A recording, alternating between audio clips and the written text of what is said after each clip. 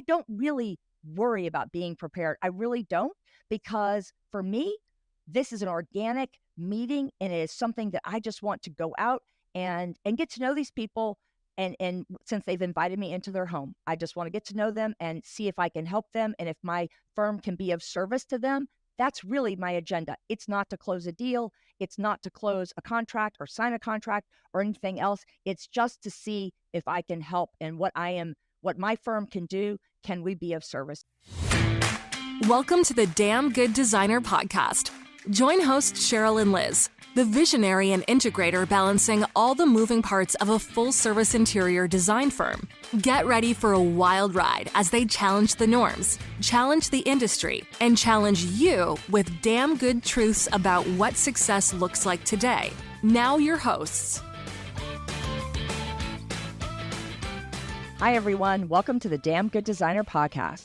We are super happy you are here today. And Liz is also here with me, and we are going to do a little turnaround where Liz takes the reins and turns around and interviews me about our initial consult and what we call the Cheryl Show. I've called it the Cheryl Show, or my team has called it the Cheryl Show for a very long time, and sometimes it is, but we're going to go into explaining what that is. So Liz, take it away, because now I am just going to be a mere guest on the program. Well, after a year, what are we on? 9 years, I think, this year. But after years and years of being on these consult meetings with you, amazing. I think it's interesting because a lot of people probably have no idea sort of how they actually operate in terms of how the Cheryl Show really works, even though we talk about it all the time. So this is great because Maybe I think it not thing. only speaks a little bit to kind of how important that piece of the puzzle is for us, but also just how it's evolved for you in terms of the interaction and how important it's become in terms of our ability to close a job from a very sort of early standpoint. Yeah. I think I feel really comfortable in the initial consult. I really do. And it's honestly one of my favorite things to do. So that's always good. Yeah. So I know, because we've had this discussion hundreds of times, but what are the hard and fast, you have to have information, details, whatever it happens to be about a new lead before we walk in the door for you? Oh, now you're throwing me now. Okay. You're taking me. Okay. So I didn't look at these questions beforehand. She texted me a little while ago. I was going, I'm dealing. Yeah, I don't, you may have to. I was looking at I was dealing with the new puppy thing, which is, let me just tell you, the next thing I write is going to be the 10 ways a new puppy is not like a new baby, Liz. I wanted to do it last night when I couldn't sleep because the puppy was whining and crying. Anyway, okay, let's go back to stay on topic here, because everyone likes it because we do stay on topic. So what are the things that I need to know beforehand? Okay, so I really don't need to know a lot, to be perfectly honest with you. I need to know the address, okay? And I like that in the calendar, y'all. I really do. Liz has gotten fussed at a few times early on when she didn't have it in the calendar. And then she goes, but it's in ClickUp. And I'm like, or Trello back in the day. Like, I don't want to have to sit there and fuss around with all that. So the calendar is important to have the initial consult, the address and all that. I want to know who I'm meeting with and basically what they've said on the discovery call. So Liz does discovery call notes and gives me a rundown. But I will say often, especially lately, because we've been so busy with initial consults, we don't always talk about it ahead of time. We really don't. I mean, I can't prep her in the car. We used to when Liz was right next to me in the office. No, yeah, exactly. Liz would be on with me. Now it's Libby on there, and Libby's reading the notes, and she's busy too. And so we're all going, okay, where the hell, who are we? And so I get to the door, and I'm going, okay, now who are these people? What do they want from us? What are they looking for? And all that. But I don't mind that, because as long as she's not sending me to some, multi-leveled hospitality thing or something that I don't know anything about, I am going to be okay, no matter what it is when it comes to residential. So I would say I don't need to know a lot other than who they are and maybe just the quick notes from the discovery call, because I'm going to lead the meeting the way I feel like it needs to be led. I'm not going to come in and just say, oh, hey, Liz says that you want to talk about your kitchen. Okay, so let's talk about that. I'm going to come in and establish a little bit of common ground, talk to them a little bit, just in general, just as a human being to another human being, right? Yeah. That kind of thing. And then I'm going to, I say, so, I've got the notes from Liz, but where do you want to start? And that's generally how I start with something like that. And how do you balance? Because this is usually a fun opportunity for us to be able to meet people. We like to establish that sort of experience. And and have them see a little bit of our personality when we're first meeting, but how do you like to balance your level of excitement with the level of honesty? Because that is an important piece of the puzzle for us. And we talk about that with them because they're paying for our time and our opinion. You mean when they first are, when I'm first in the house? Is that what you're talking about? Just how to do that? I think that I'm just trying to be a human being, really, and just establish common ground in the sense of I'm not thinking about that. I'm not thinking, oh, I need to establish common ground. I am just talking to them like another human being would. Like I like someone invited me into their home as a guest, and so I'm gonna talk about that in general. Just, hey, here we are. We're here to talk about whatever you want to talk about. Let's go from there. There's no real worried about talking about anything else at that moment, unless you're going to establish, unless you want to take that question back and rephrase it or something. I'm not 100% sure exactly what you mean about the honesty part. I just mean in relationship to, sometimes we walk into a home and, we're looking at a space that is, pretty approachable, and we can kind of see where maybe the home is, I see. It's got some good bones and we can kind of work with it. And then sometimes we walk into a space and it's like, oh, this is we got to get to work here. Yeah. So kind of, is what you're trying to say. So it's like, how do you kind of balance that wanting to be honest and kind of ease them into this conversation without, I guess maybe I should say, without being offensive or without.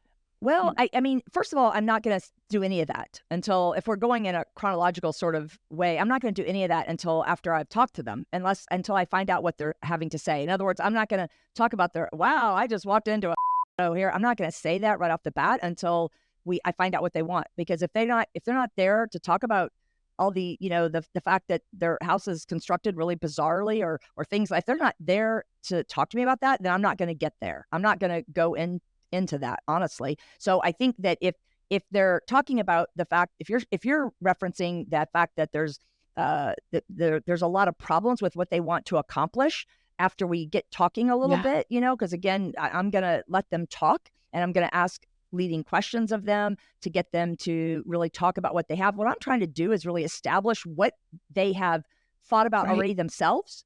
Okay. And then I'm going to go from there. So I am honest at the consultation. This would really be more at the end though, Liz, than anything else, that I would say to them, I don't know that we're going to be able to accomplish everything that you want, based on the budget that you have articulated to us. And I'm always going to ask again the budget, because somehow or another, when I get out there, the budget grows from what they tell Liz on the phone. Isn't that the funniest thing? Because that happened with the last one we have here on the beach. It was all of a sudden like, wow, that's not what I'm checking my papers and everything, going, wow, that's not what Liz said. That's better, than what Liz said. So maybe sometimes they have maybe what you've said to them on discovery has resonated with them, and they're rethinking that, and they don't want to run me off or something. I don't know, but yeah. So I'm gonna talk to them about, I think, the realities of what they're facing, because if it's going to be a good job for us, we need them to know that up front, and we need to know if there's some inconsistencies with whatever it is that they're trying to do, expectation versus what is maybe more truly the reality of the situation. Right. And we always try to give value. We talk about this a lot too, because, during the initial discovery call, we're going to establish, we charge for this meeting and this is what it's about. And this is kind of like what you can expect from that experience. But how do you, or where do you sort of draw the line between giving away too much and exploring thoughts that you might have, or like trying to test the waters, I guess, with a client when it comes to more of a remodel type project or something that's going to involve bigger change? I honestly, Liz, I don't think that I really hold back very much. I'm not going in there to design, and we make that very clear, y'all, that we're not going, that this is what this call is about. We are not going in there to design things, but I don't, and that's all done on the discovery level with Liz. But I don't really like, if I want to walk in and say, well, have you ever thought about moving this wall? I'm going to say that. Okay. What I think is I'm sort of throwing up a few grenades to see what might land, and to see if they've thought about that or not, or to see where maybe the sticking point is, because you have to figure out your envelope. And I think to figure out your envelope, to figure out what a client really is willing to do, or what they've really got stuck in their craw about what they want to do, is to gently lead them down that path, not saying, oh, no, I would never do any of that. That's ridiculous. It's just like, well, have you thought about this? Have you thought about that? I want them to get value out of us being there, but we're not there to design work, to do design work. And we make that really clear. And it's, and we haven't really had an issue with it. Just the other day, I think, Liz, somebody responded back to us from a lead call, and I emailed back to you, not copying the client, of course, but emailing back to you saying, hey, do you really think that they got what is going on here? Because something they said triggered me to think, Liz, because I think, Liz has been doing so many discovery calls lately. I don't know how she keeps up with it. I can tell you right now, those are gonna stop a little bit when you have that baby. Because on my end, because I'm not planning on, I just can't do as many as you're doing right now. We're gonna have to figure out. We're gonna have to get another system here really quick. But I think that so we want to make sure that the client understands that, right? Okay, so that's a given. That's going to happen. And then when we're out there, though, I don't really feel like I have to hold back. I am there to establish that I'm the expert in the room, and that give them enough information about me so that they understand that we're worth the money that we're going to then later propose to them.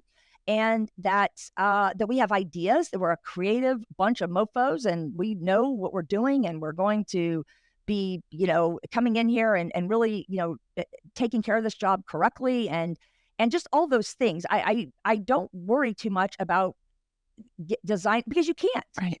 Okay, you can't go in there and design right off the bat. I say that, but there's a lot of people that have those kinds of consults, right? So I guess I'm people are gonna be going, I can go in there and tell them everything to do right off the bat in 15 minutes. Well, I don't think you're doing a service to a client by doing that, quite frankly. I think you're much better off by being thoughtful about it, and not have, I definitely don't walk in with a contract. I know a lot of people talk about that too. I've seen that more often lately. I don't walk in with a contract. I'm not trying to close on a contract there. Right. That is not our goal at that meeting. And I think it's really important to establish these goals. I'm not a used car salesman. I'm not trying to sell the deal. I want to make sure that it's a good fit for both of us. And I want to be thoughtful about the scope of work. We're not talking about a $5,000, fee here.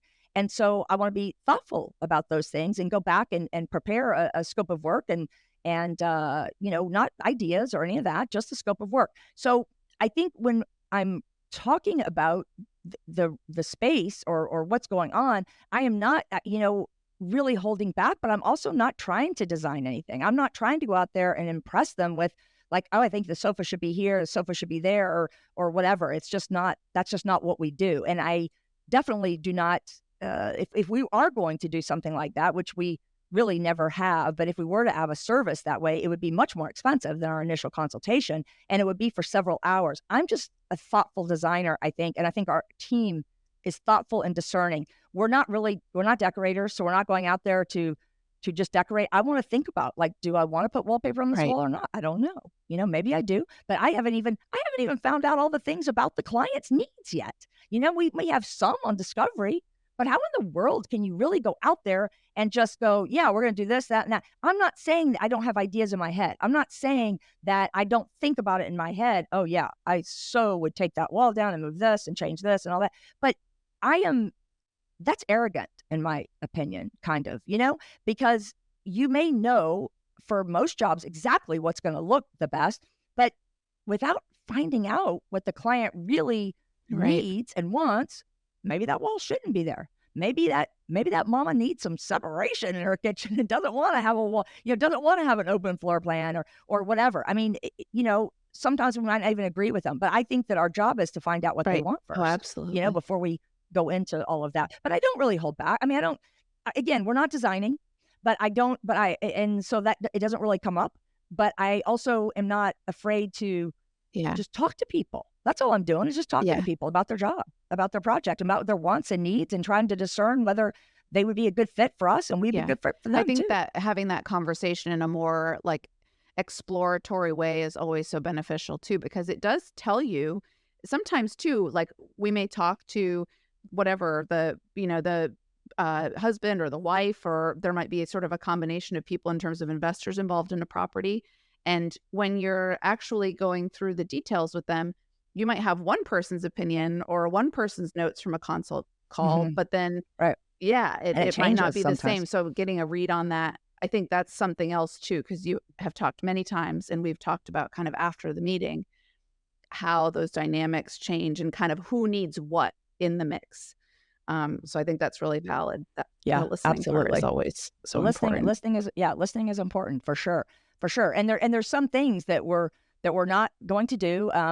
Things like we're not going to bring any leave behinds behind. I think that ship has sailed on that sort of deal. I mean, you can, if you want to leave your business card and all that. I mean, we do that, but I just don't have a folder with, here's how we work, here's how we do. I just think that's very commoditized. I really do. I want to go in there and make them think we are custom, bespoke, whatever the word is that you choose to use, and we're not going to just, give them, here's a rundown of everything we do. Here's our contract. You want to sign this? I mean, to me, that is just not the way that our firm works on that. I don't think there's a problem to do it if you like doing that, or if you want to do a leave behind. I just don't think I need to spend the money on that. We emailed them earlier, our client introduction, so they have all of that sort of thing.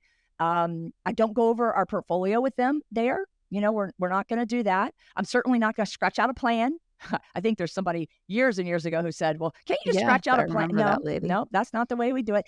Again, it's more like the word thoughtful design firm and I don't mean that like thoughtful and nice. I mean, we're nice, but I mean that in being, that we're going to think about it. We're going to think about it. Everybody knows that, who knows me and who's coached with me knows that I'm a ponderer. I like to ponder things. I get my best work done when I go and I walk back and I go walk back. And what was that James Clear quote, Liz? Do you have that handy? It was a really good one that this morning. James Clear has a great 1, 2, 3 email. I read it every time he gets it. It's like one of the few emails that I actually still read. And if I could get somehow, I probably can get that to go to click up automatically with a zap or something. Ooh, I know what I'm doing this weekend. I'm going to go down that rabbit hole now.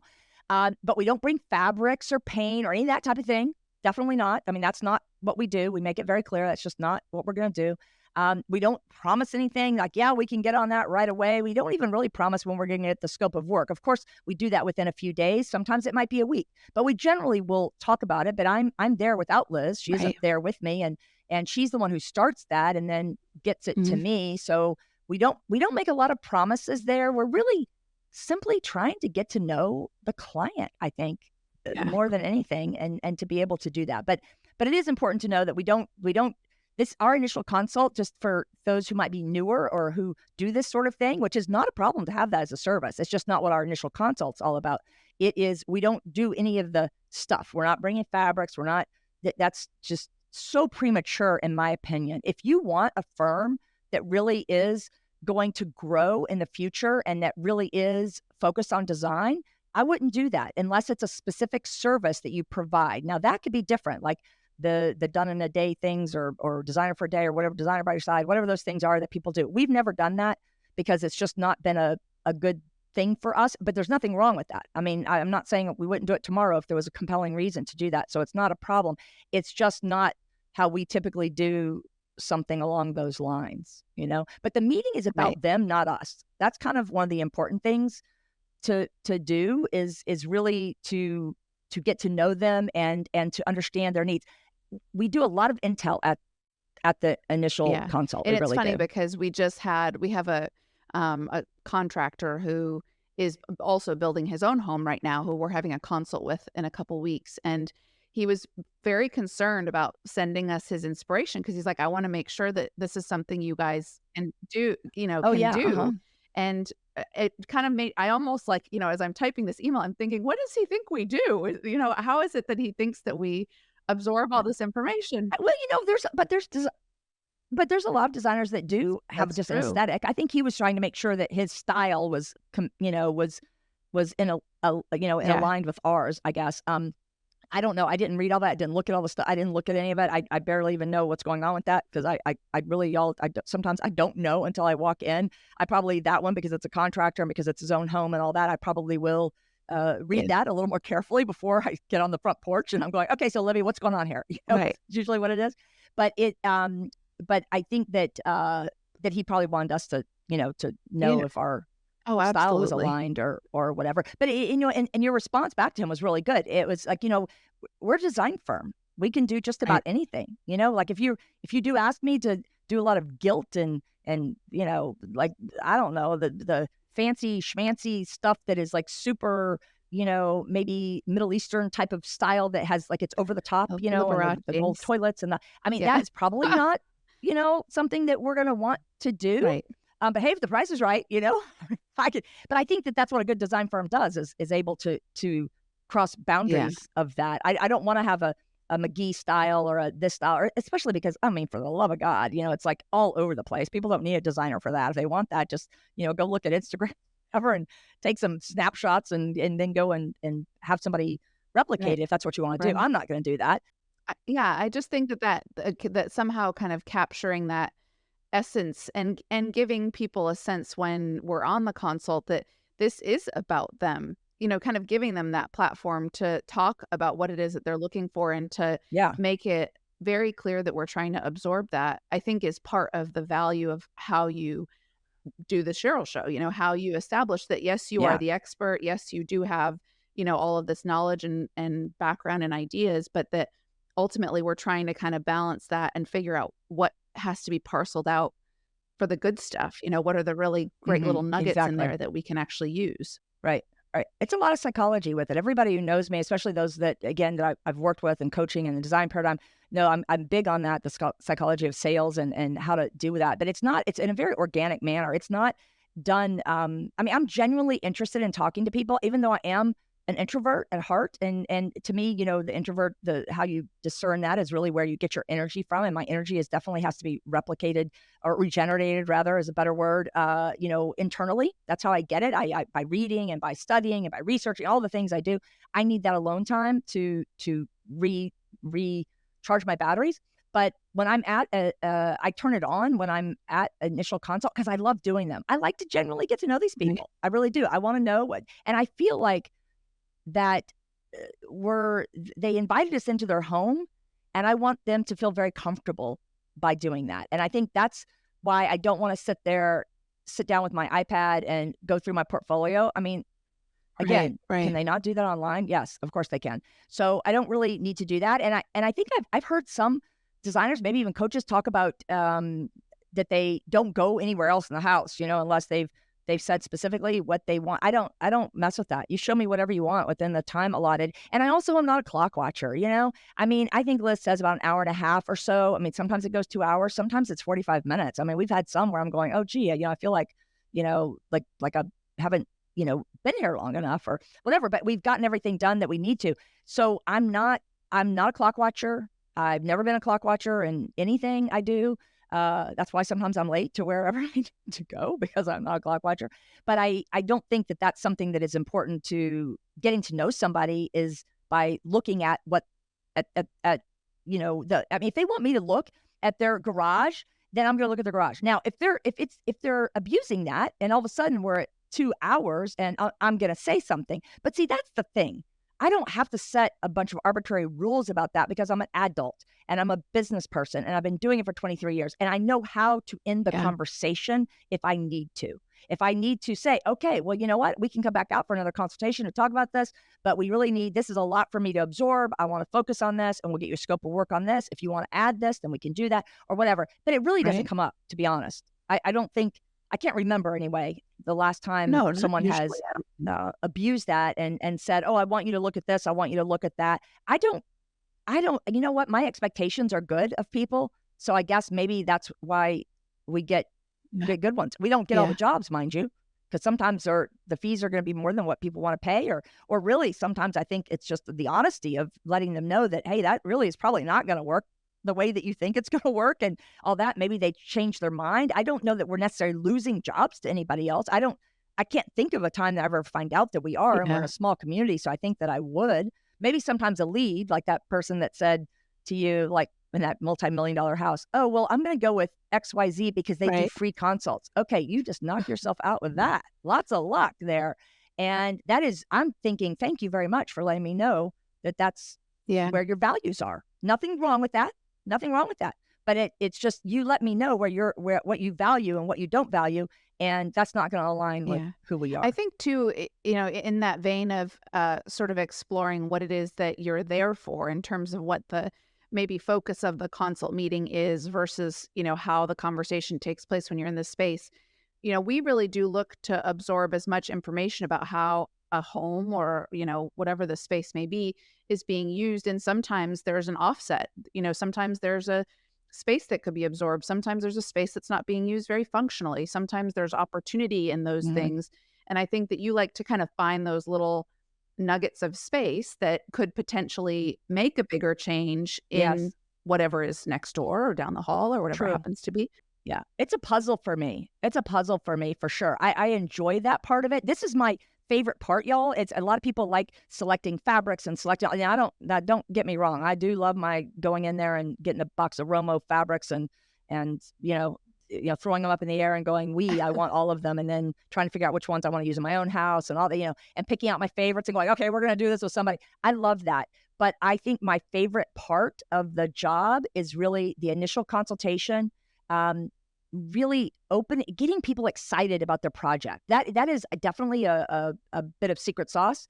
And I think that we do a good job with that because people talk about it so much. They say, I'm finally feeling less stressed about this new build, or I'm finally feeling like there's potential for this home. And, like those people we just got that are so delightful. And they really, they were showing me like, and here's more of where our pots and pans are. And then over here, we've got even more, we got some over here. And then in the bathroom storage, literally this, I kid you not. And they had just bought the house. And I think because the market's hot here, they bought it probably maybe really quickly or something. I don't know, but it didn't really serve their needs. And I think that when I left, they thought that they wanted this, and that. We came back with our scope of work with this, that, and this, and that. And then they had to talk about it with Liz. They definitely had to have a little convo with her about it because I think that they had not hired a designer before and they needed all that. But I think honestly because I said to you, I don't think we're going to get that job. I don't think that they're going to want to do that because I think they wanted a lot. They wanted us for the plans and the ideas and nothing else. And that with that particular job, that wasn't something that was best going to serve our needs, but also their needs. Really. You remember us talking about that? I remember sitting on the sofa going, oh, I don't know, and I didn't think we were going to get this job because I really felt like I wasn't sure if I did a good enough job at the initial consult, and that if Liz did a good enough job on the discovery call and a good enough job on the follow-up call, because she hadn't had that yet, if that was all going to align to really make them understand that this is really not just, it definitely was not serving our best interest because we had a lot of projects we had just signed and all of that. And to get involved in a smaller one like this was just not really up my alley. Plus, I need to know some of the things that I needed to know in that particular job to be able to do a good job designing for them. Okay. Because it's a remodel. And so there were other elements. I couldn't just go in there like maybe an architect does sometimes or a residential designer that just does plans and just go and lay it all out. Okay, here's the layout. There's just too much involved. So for me, I did not want to do any of that without it being more involved. But it also didn't serve their purposes. Their needs. It really didn't. And I think that's what you conveyed to them from looking at the transcripts from the Zoom thing, is that I think you were able to really, explain to them how that didn't serve their needs either. But not everybody really understands the process. And I think that the one thing that you want to do on initial consult is to make sure, here's what I think about. I want to make dang well sure that if they are going to hire a designer, they are going to hire us. That's what I want to do. It's if the budget aligns and if they can afford it and, the fees and all that kind of thing, if they really can do all that, then I want to make sure of that. I'm not trying to close the sale at that initial consult. I'm really not. That is not my goal. That's why I don't bring a contract. I just find that kind of distasteful in a way. And again, I don't have a problem, no judging if that's your process and that's what you do. If it works for you and you're making a lot of money and you're doing all that, then hey, knock yourself out. That's good. I don't have a problem with that. I don't ever think you should fix something that's not broken. However, I do think there's a different way of looking at it. And we're not a commodity. We're not transactional. We build relationships. We develop relationships over time. And I want to make sure that client knows that I know what I'm talking about. And even if they don't hire us, I want them to have really good, positive feedback and feelings about our firm. Absolutely. Honestly. I think too, and we talked about it a little bit at the beginning of this conversation, but I think that whole like establishing that you're an expert in the room, and this is something that is, kind of pervasive for us in a lot of different ways in our process. But that is, I think, a big part of what starts to lay a foundation for how people perceive who they're talking to and really what it is that they're about to engage in, should they hire us. So I'm curious, what are some of the things we talk about, kind of like disclaiming and kind of navigating some of the things that sometimes you see that become a little, I don't know, I don't want to say like a hot button, but like ooh, that makes me a little scared or a little nervous when it comes to what people are asking for. Give me an example, because I don't know. I'm not sure where you're going with that question. So give me an example. Well, I guess a good example, we did a remodel on kind of the other side of East Hill I guess it was last year and the year before, but sometimes we'll go into a space and people want all and everything. And there's some structural issues maybe, and we've talked about the budget, and they have a good budget, but we're not sure they have quite a good enough budget. So when it comes to kind of navigating the ways that you might need to disclaim a conversation with them and say, we would love to engage in this project with you, but, kind of fill in the blank, there might be some things here that we need to navigate in this overall, whether it's during the schematics a lot of times. I think that's what we were talking about before too, is just being able to tactfully say, $50,000 ain't going to cut it here, or whatever. I don't know that I have a pat answer for how to handle something like that, because it just is so organic for me. Again, you guys, I'm a prepared kind of person. That's the funny thing here. I am like super not a fly by the seat of my pants. Even this interview is like making me sweat a little bit because I don't know what Liz is going to ask me. And we are trying this new podcast where we're doing some video. I don't know if we're going to release the video or not, but we're doing that. We're doing it on a different platform, and we're not. I'm not worrying about us being as prepared. And quite frankly, let's face it, Liz's due date is today. Okay, so I was trying to get some podcasts going, and so we didn't have a lot of time to really like plan it out and all that. So I am typically a planner. Okay, I need my pondering time. I'm a planner, but for that initial consult, I tell you, I really kind of thrive on not having a lot of information other than the discovery call notes, which is 1 page, and all that. So I think that to navigate that, I don't, unless you have something specific that you're thinking about that you want to share. It's pretty organic, in terms of disclaiming that. I don't hold back on that. Like you were saying earlier, I don't hold back on the ideas, but I don't really hold back on the disclaim either. Like if they say, well, I really want to, relocate the kitchen out to the patio and I might say, whoa, doggies, you're gonna have to increase that budget like by tenfold then, because that's good. I will say something like that to them, if I feel like that is true. But I'm also measured in the sense that I need a plan. Okay, I need a plan. The first thing we do after they sign a contract is to measure the space and to do our due diligence in that way. And unless it's new build or they have plans or whatever, even then, when they have plans, we still measure, because I don't trust anybody but ourselves. But I need a plan. I need a plan. I'm a plan person. I need a plan, get a plan, pay for a plan. It's important to have a plan. If you're listening to this and you're a homeowner, you need to have a plan. So anyway, I don't know if there's anything else that you were trying to get at with that question, but I don't feel like I have a set idea or a way to disclaim. I just do it. Well, I think it's funny because it reminds me of the fact that it's like there isn't a agenda necessarily to these meetings for us. Just like when we're in a discovery call, there are certain things that we need to hit on and that we want to capture, but the order in which that happens may be totally organic, and the conversation may go a very different direction than is typical. Yeah.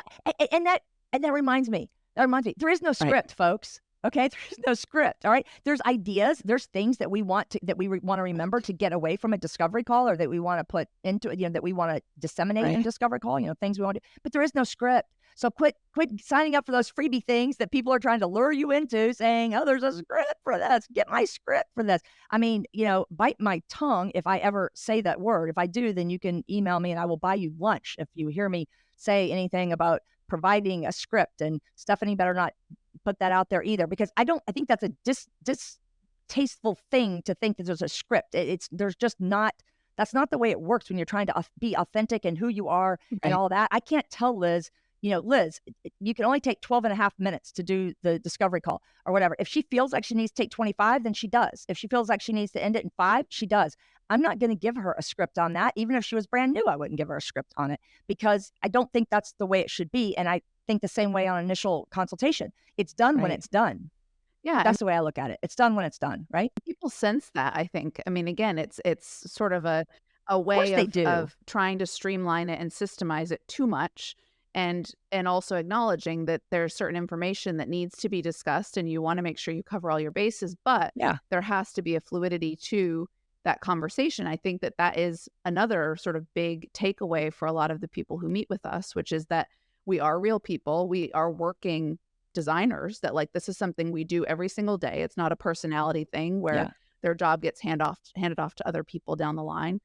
And I think that endears them. No, we're a team. We're focused on the team approach. So for sure, I talk about the team at the initial consult too, and say, you know, we are a team. You are going to be dealing with people, because remember, y'all, I'm a growth coach. Okay, so I'm a growth coach. That's what I do. I'm not. If you want to downsize or whatever, I'm probably not your best bet, because I'm on a growth mode, you know, typically, or managing the season that you're in. You know, I just wrote that article for next month about being in a different season, because we're navigating different seasons and all that. I talked to one of the TDP designers, which was just a lovely meeting this morning. I really enjoyed that. Krista, if you're listening to this, then I really enjoyed that meeting with you guys. And I said the same thing, you know, there. And I think that it's I don't know. I think that there's just the initial consultation, to me, is a time to really be yourself and to get to know people and to establish, you know, common ground with them, to be a human and let them know that you are the expert in the room. You know, establishing that expert in the room. I just don't think there's a script. And I don't know if I was going somewhere else with that a minute ago or not, but I got sidetracked going down the I rabbit think hole. That's good. I mean, again, I think that kind of nails it, because it really is.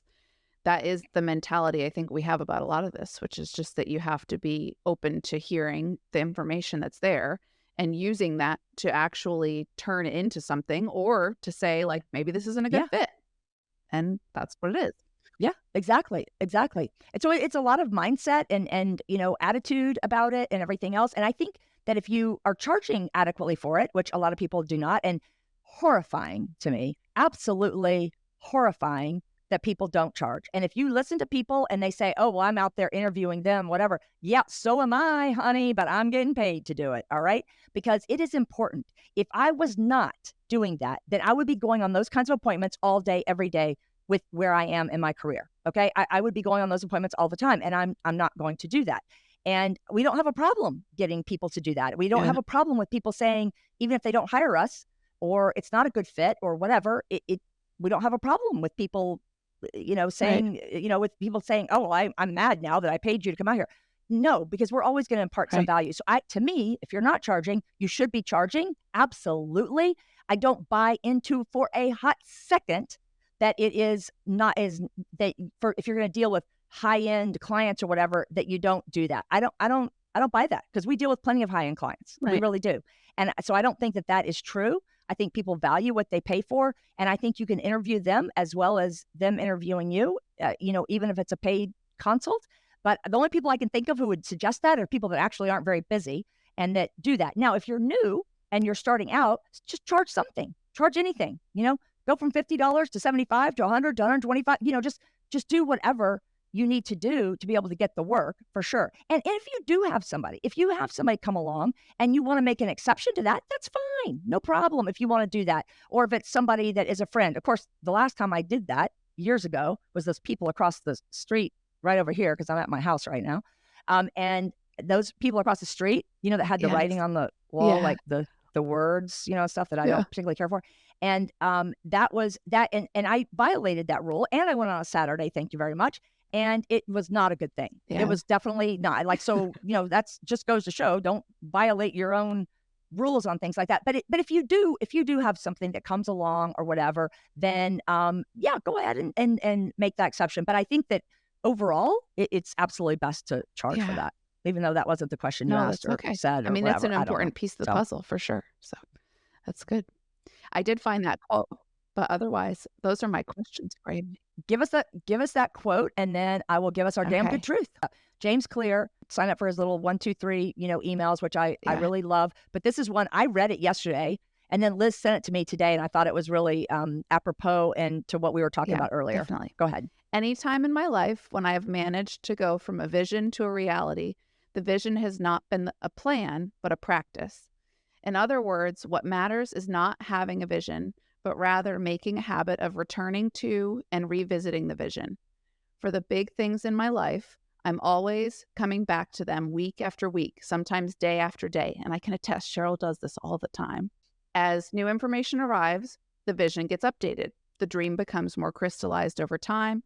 It's a habit of thinking about where you want to go with an ever-increasing degree of clarity. You do not need a vision. You need the practice of envisioning. Yeah, I love that. I really love that. And I think that's also very true for our TDP people that are in the program, that it's, and I was telling Krista this today on the phone too, and saying, you know, don't be stressed about absorbing all this, because I could see that her and her right hand, which was a mini Liz, I could see that they were really absorbing a lot of it and excited about what we were talking about. And that's what got me excited. That's why we were on the phone for longer than we're supposed to be, but I enjoyed every single minute of it.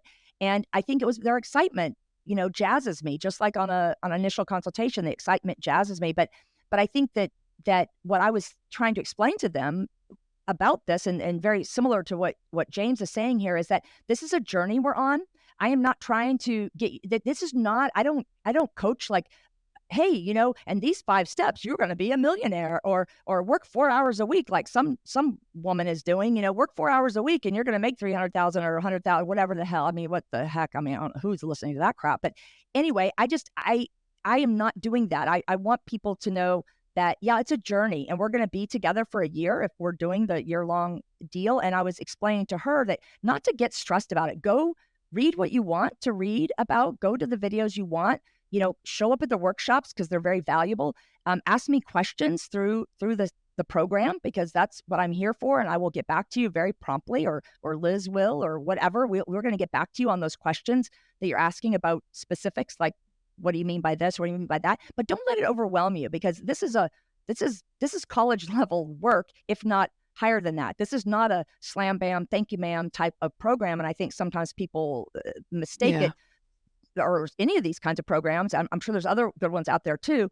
We're partial to ours, obviously, but there is a lot of information, dang it.